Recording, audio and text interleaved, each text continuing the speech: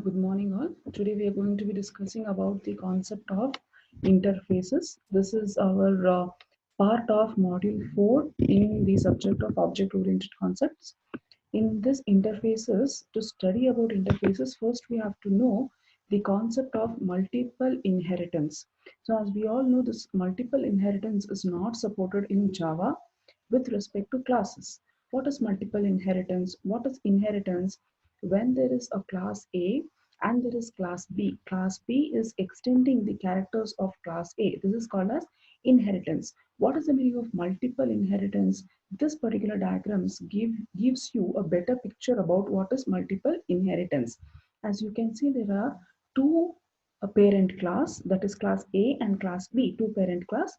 Two parent class is giving rise to one child class, that is C. So now C is going to inherit the features of class A and class B. This is called as multiple inheritance. A child class having more than one parent class or a subclass having more than one superclass.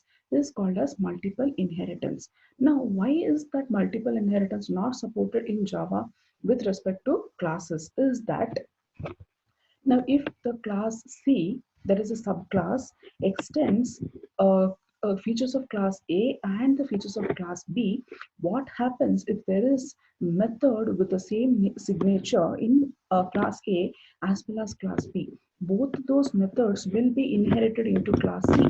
So when you are creating an object in class C and accessing that particular function, there will be a confusion or there will be an ambiguity about which function that is to be called. So that is why multiple inheritance is not supported in Java with respect to classes. And in this module, we are also going to study about how multiple inheritance is supported with the help of interfaces. So quickly going through the concepts, the mechanism of inheriting the features of more than one base class. So more than one base class is that we are inheriting the features into one single class. This is called as multiple inheritance. Now, when does the problem occur in multiple inheritance? When there exist methods with same signature in both the superclasses, in both class A and class B. If there are methods with the same signature, then both the methods will be inherited into class C. Hence, there will be an ambiguity that will arise in class C. So that is what we have written here. On calling the method, the compiler cannot determine which class method is to be called. Even on calling, which method gets the priority. So there is an ambiguity. Hence, multiple inheritance is not supported because of ambiguity.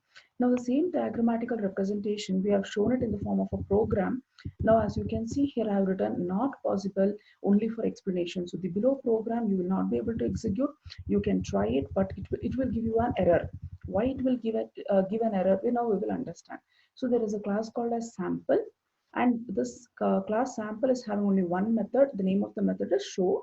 The return type is void. It is not taking any parameters. There is another called as a test. The test method, the test class is also having a method called as show. The return type of show is void and it does not accept any parameters. You can see that both the classes is having a function with the same name and same signature. Now these two are considered as the superclass, two parent class. Now let's see the child class, which is extending both of those classes. So class demo extends sample as well as test. So it is extending the sample class as well as a test class. Okay, you can see I've written not possible. Why is it not possible? Now in this main function, I'm creating an object for demo. Can you see here D?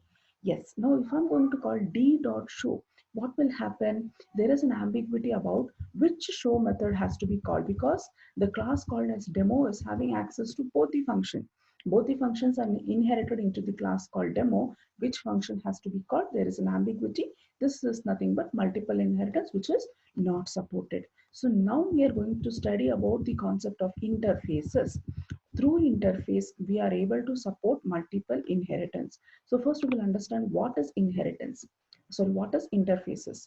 An interface in Java is a blueprint of a class. So please understand it is similar to that of the class with minor changes. What is the minor changes? It is having static final variables. That means the variables present inside an interface cannot be changed. The values of the variables cannot be changed. And it is having abstract methods. What do you mean by abstract methods? The methods in the interface do not have body. They are just method declarations. Whichever class is going to implement this interface, we are supposed to implement an interface. We can't extend just like our previous inheritance concept. We have to implement our interface. While implementing the interface, you have to provide the methods with proper definition. So only the method declarations will be present in your interfaces. So using the keyword interface, you can fully abstract the class. So in order to define an interface, you have to use the keyword called as interface. It is a keyword, hence write it in small case. Now it is used to achieve abstraction and multiple inheritance in Java. So through the use of interfaces, we are able to support multiple inheritance in Java.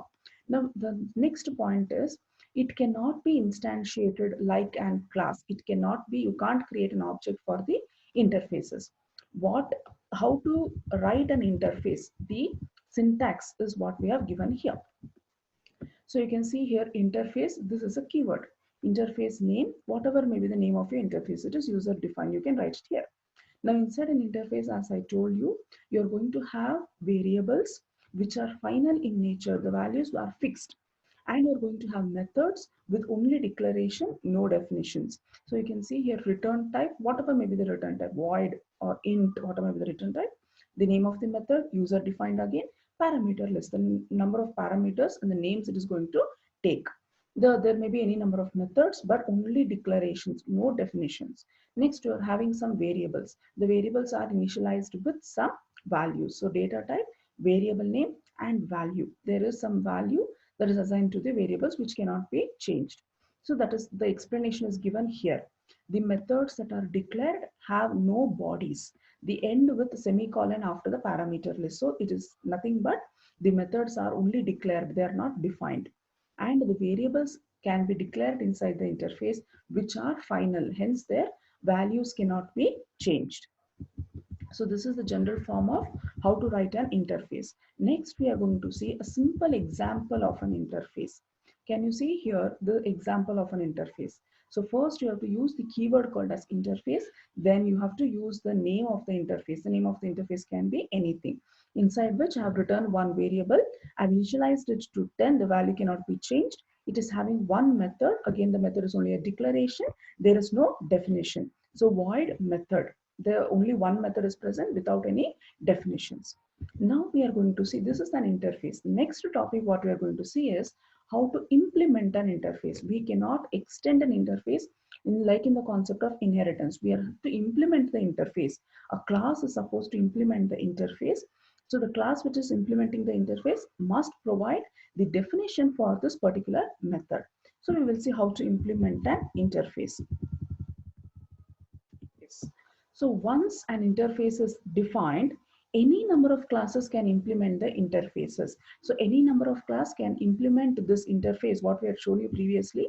Any number of classes can implement this interface and any number of definitions, different definitions can be given to this method one. So any number of definitions can be given.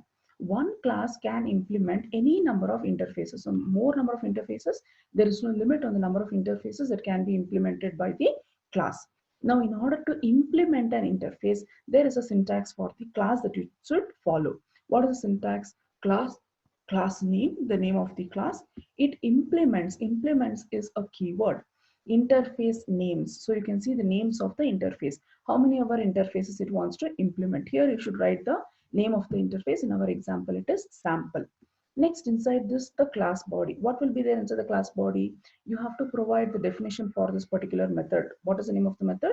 Method one. So this is the syntax for implementing the interface. So you can see here, if a class implements more than one interface, if it is just one interface, you can just specify the name of the interface here. If it is more than one interface, you need to separate the interfaces with a comma. So the comma separated interfaces have to be specified. Next, what we are going to see is an example about implementing an interface. So you can see here, this is the definition of an interface. What is the name of the interface? Inter1, inside which there is a variable initialized to 10, a value is being initialized. There is a method. Next, there is a class called as test3, which is implementing the interface. So there are only one interface. So you just specify the name, not separated by any commas. Inside which what is supposed to be present? The definition of this particular method one is supposed to be present. So can you see here? Public void method one, whatever may be the definition, it is user defined. You can give any definition you want. It is going to print system.out.println test method, system.out.println a. So it is just going to print a test method, and then it is going to print the value of the variable. What is the value of the variable we have given here? 10. So it is going to print that variable value. Next, you're having a class called as demo. Okay, next you are having public static void main. I've created an object for test3. What is test3? The class which has implemented the interface is the test3. For this test3, I have created an object, test3t. So t dot method 1, can I write like that? Yes, I can write, because test3 class has implemented the interface. That implemented the interface means that class is having access to the method and the variable present in the interface. So obviously when I'm going to call t dot method 1, what will be the output? Test method and the value of the variable, that was 10. So I've given the output here, test method and 10. So I hope the concept of multiple inheritance, how multiple inheritance is not supported in Java with the help of classes, how it can be overcome with the help of interfaces, what is the syntax to define an interface, what is the syntax to implement an interface. I hope these concepts are clear. Thank you all.